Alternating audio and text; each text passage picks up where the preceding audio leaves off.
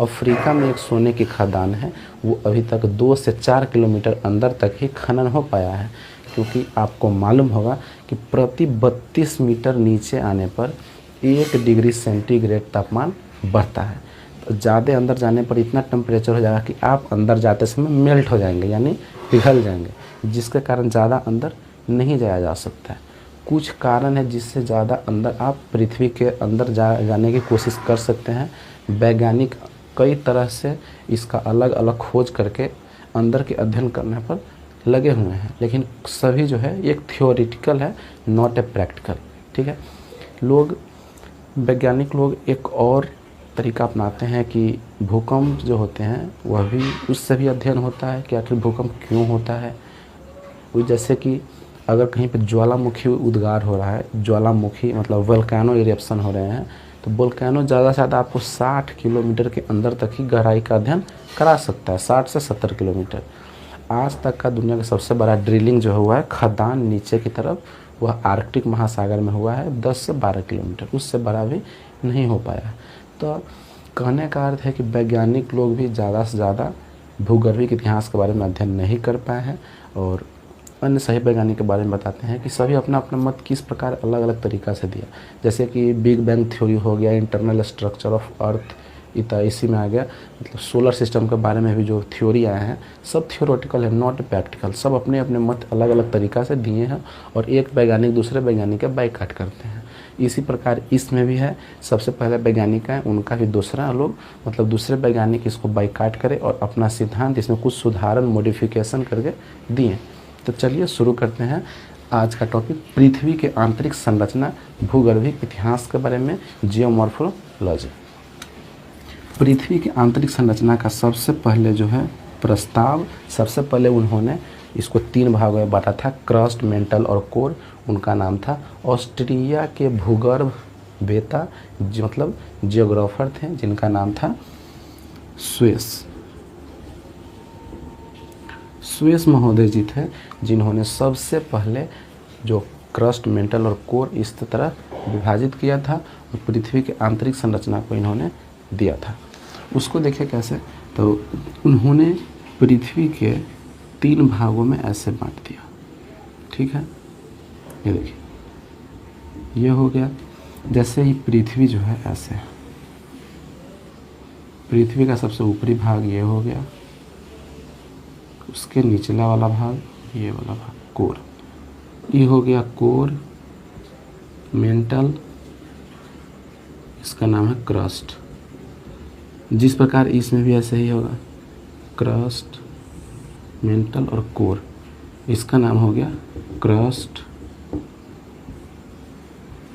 Mental, core. इस प्रकार जो है, कहने का अर्थ है कि यहाँ से थोड़ा सा कट करके हम यहाँ पर ले लिए, ये वाला पार्ट जो है यहाँ पे। इसी प्रकार पृथ्वी की संरचना है, सबसे ऊपर वाला भाग, ये वाला जो भाग दिख रहा है, एक क्रस्ट हो गया, यहाँ से यहाँ तक पूरा मेंटल हो गया, और ये वाला भाग कोर हो गया। तो इसमें जो है सबसे कम मोटाई जो होता है क्रस्ट का होता है। उसके बाद जो मोटाई, सबसे ज़्यादा मोटाई अगर होगा पूरे तीनों में, तब मेंटल का होता है। और उससे अगर बात करें, सब दूसरे स्थान पर सबसे कम वो होता है कोर का। इस प्रकार पृथ्वी की आंतरिक संरचना को बांटा गया है।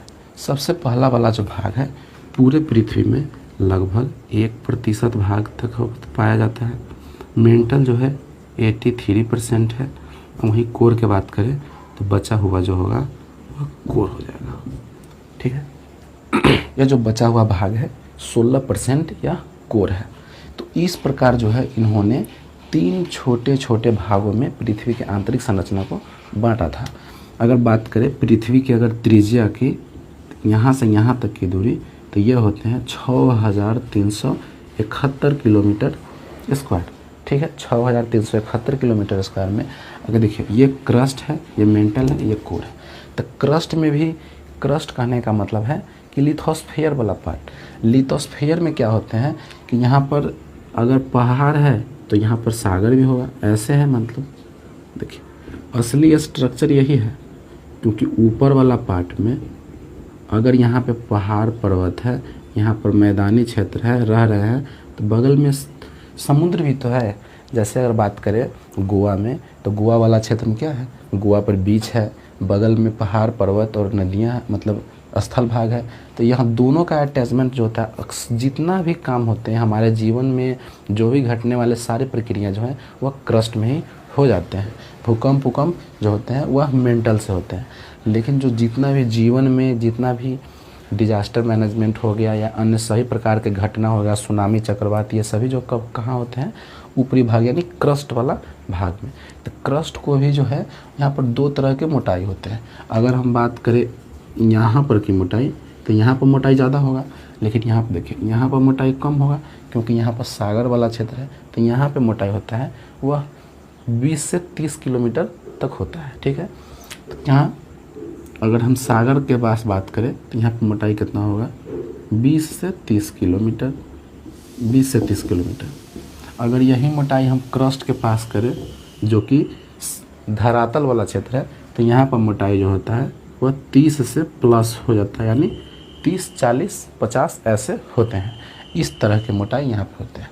अगर हम बात करें मेंटल का, तो मेंटल का जो होता है वह मेंटल का कुल पार्ट होता है 2900 किलोमीटर के मोटाई में फैला हुआ है अकेले। ठीक है, और बचा हुआ भाग जो है वह कोर है।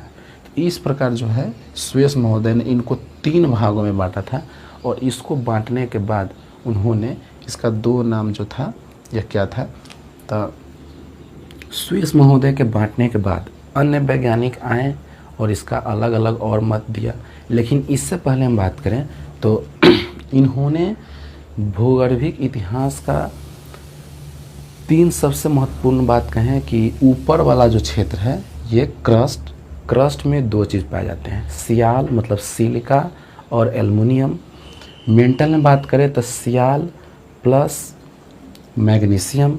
नीचे बात करें तो इसमें होता है निकल प्लस फेरम यानी आयरन। जैसे देखिए, इसको मिटाते हैं अच्छी तरह से और समझते हैं। भूगर्भिक इतिहास में स्वेस महोदय का सबसे बड़ा योगदान था और सबसे पहला भी। ये देखिए, अगर हम इसका बात करें तो इसका नाम है सियाल, इसका नाम है सीमा और इसका नाम है नीफे। सीमा किसी लड़की का नाम नहीं है, यह एलिमेंट का नाम है। इसमें 2 नाम है, silica plus magnesium, silica plus aluminium, silica plus iron. ठीक है, इस प्रकार तीनों जो होते हैं वह एक दूसरे के भारी होने के कारण इस तरह अंदर की तरफ पाए जाते हैं। सबसे हल्का होता है सियाल यानी क्रस्ट, उससे थोड़ा भारी होता है सीमा और उससे भारी होता है निफे। जैसे जैसे हम नीचे आएंगे हमारा टेम्परेचर जो है वह बढ़ेगा। टेम्परेचर अगर बढ़ेगा तो प्रेशर बढ़ेगा। ठीक है, प्रेशर बढ़ेगा। अगर प्रेशर बढ़ेगा तो डेंसिटी बढ़ेगा, यानी एक दूसरे के तीनों कंट्रोवर्सी नहीं होते हैं, एक दूसरे के पैरेलल होते हैं और क्या उसको बोलते हैं, मतलब प्रोपोर्शनल होते हैं। टेम्परेचर बढ़ेगा, प्रेशर बढ़ेगा और डेंसिटी बढ़ेगा। जिस प्रकार नीचे आते आते उसका टेम्परेचर अधिक होने लगता है। अगर हम सियाल का बात करें तो इसका टेम्परेचर 2.5, मतलब इसका डेंसिटी की बात करते हैं। डेंसिटी कितना होगा, 2.5 क्यूबिक सेंटीमीटर।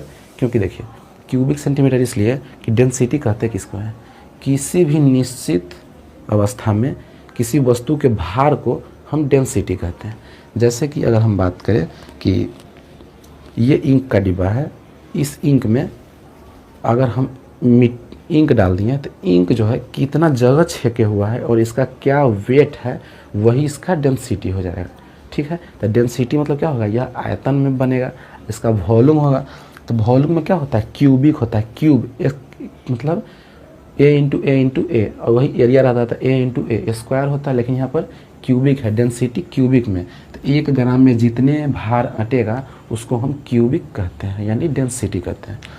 तो ये कितना होगा, 2.5 ग्राम क्यूबिक सेंटीमीटर क्यूब। उसी प्रकार इसका जो डेंसिटी होगा वह लगभग 4 होता है। और निफे का बात करेंगे तो यह लगभग 11 क्यूबिक सेंटीमीटर होता है। यह इसका डेंसिटी है।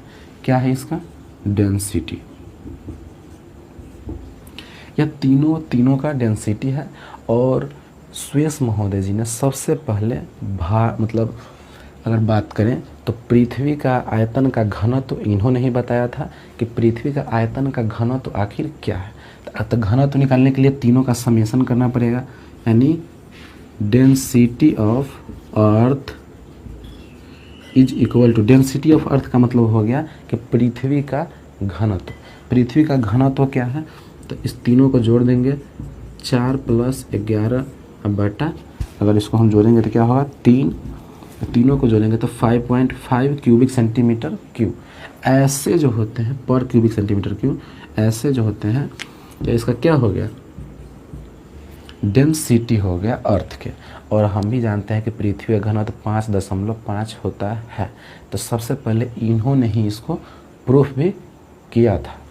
अगर हम बात करें आगे तो सिर्फ इतना ही बताया था स्वेस महोदय जी की कि इस 3 प्रकार के होते हैं। लेकिन आगे चलकर इसका आधुनिक काल में और ज़्यादा मॉडिफिकेशन हुआ और अन्य वैज्ञानिक आए और इसको और अच्छी तरह से डिफाइन किया। और इन्होंने क्या किया था कि स्वेस महोदय जी इस लाइन का कोई नाम नहीं दिया था कि यह कौन लाइन है जो सियाल और सीमा को अलग करता है और यह कौन लाइन है जो सीमा और निफे को अलग करता है। इस सब के बारे में हम जानते हैं। इसको पहले मिटाते हैं, ठीक है। देखिए, अगर हम बात करें आगे तो वह क्या है, स्वेस महोदय के बाद अन्य कई वैज्ञानिक आए। जैसे कि हम बात करें, इसको हम फिर से एक बार और दोहराते हैं। यह किस प्रकार हम बना रहे हैं, जिस प्रकार आप तरबूजा में से तरबूजा खरीदने जाते हैं तो कहते हैं हो पहले दिखाइए मीठा है कि नहीं। तो क्या करता है वो छोटा सा एक कोन निकाल के काट के देगा, देखा भाई खा के सही हो कि ना हो तो ले ले, ठीक।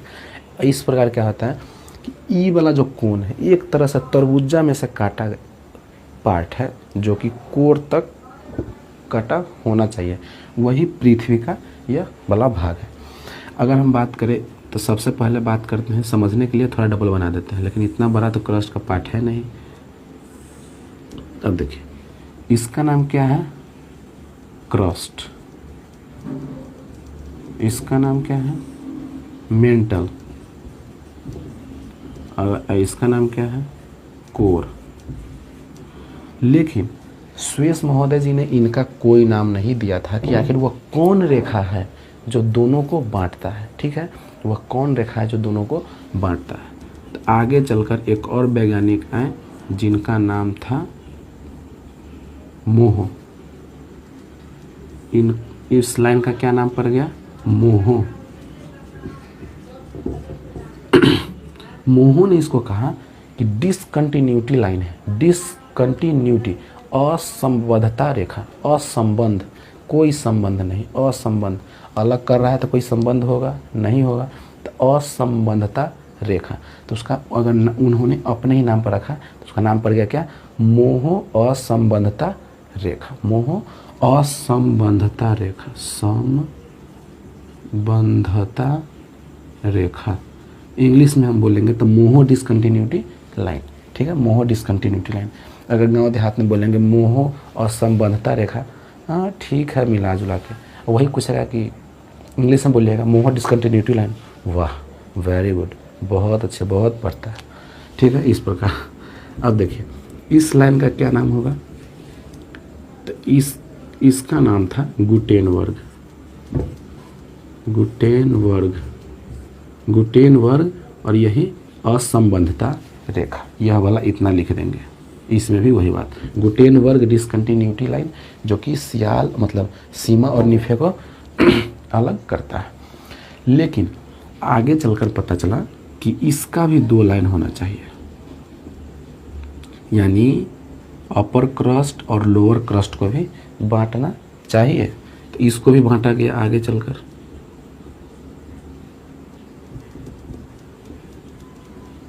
ठीक है, अब देखिए इसको भी अलग अलग बांटा गया और इसमें भी 3 वैज्ञानिक आए और इस तीनों लाइन का भी नाम पड़ा। इसको क्यों बांटा गया, ऊपर में upper crust lower crust, upper mantle, lower mantle, upper core, lower core, ठीक है।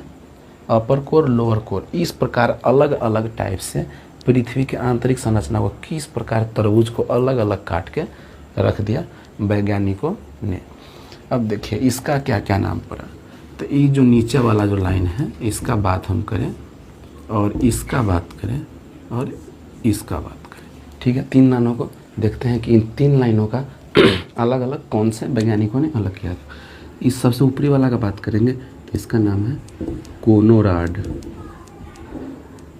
कोनोराड लाइन, कोनोराड डिसकंटिन्यूटी लाइन, जो दो अपर क्रस्ट और लोअर क्रस्ट को अलग करता है। अगर हम इस लाइन की बात करें तो इसका नाम है रेपेटी, रेपेटी लाइन, जो कि अपर मेंटल और लोअर मेंटल को अलग करता है। और इसका बात करें अपर कोर और लोअर कोर कौन कौन अलग करता है, तो इसका नाम है लेहमान, मेहमान न लेहमान, लेहमान। इस प्रकार जो है पांचों वैज्ञानिक स्वेस महोदय के बाद जब वो मर गए कि पता नहीं जिंदा थे, तब उसके बाद इस पांचों ने अपर क्रस्ट को धजिया उड़ा दिया, और इस प्रकार जो है पूरी मतलब इंटीरियर पार्ट ऑफ अर्थ को अलग अलग मॉडिफिकेशन किया और इसको अलग अलग बता दिया। ये पॉइंट जो है यहाँ से यहाँ तक की दूरी 6371 किलोमीटर है, आप इसको याद रखें। उसके बाद जो होता है कि तीनों को अलग अलग हो गया। अब अगर हम बात करें तो सबसे पहले इसमें कुछ क्वेश्चन जो है बहुत ज़्यादा इम्पोर्टेंट है, उसकी बात करें तो जैसे अगर सबसे पहला एक बार क्वेश्चन पूछ दिया था, जो कि अगर आप इसको याद नहीं करते हैं तो आपको अन्य बड़े बड़े एग्जाम में आपको दिक्कत हो सकती है, जैसे यूपीएससी, बीपीएससी, ऐसे एनटीपीसी समय जैसे पूछ दिया था एक बार कि लोअर कोरस मतलब लोअर क्रस्ट और अपर मेंटल को अलग करने वाले रेखा का क्या नाम है, ठीक है। अगर आप छोटा मोटा एग्ज़ाम देते हैं तो उसमें क्या पूछेगा कि मेंटल और क्रस्ट को कौन अलग करता है, तो सीधे गुटेनबर्ग। लेकिन आप हाई फाई एग्ज़ाम देते हैं तो उसमें पूछेगा कि अपर कोर और लोअर कोर को कौन अलग करता है, ऐसे। इस लाइन का यही नाम है, इसमें भी यही जुड़ेगा, असंबंधता रेखा सिर्फ जोड़ देना है, ठीक है। तो ये था वीडियो जो कि इंटीरियर पार्ट ऑफ अर्थ से था, ठीक है। और इसमें इतना ही समझना था कि कौन से पार्ट क्या है, ठीक है। अगले वीडियो में हम एक और जो कि अच्छे टॉपिक लेकर आएंगे, तो मिलते हैं अगले वीडियो में। जय हिंद।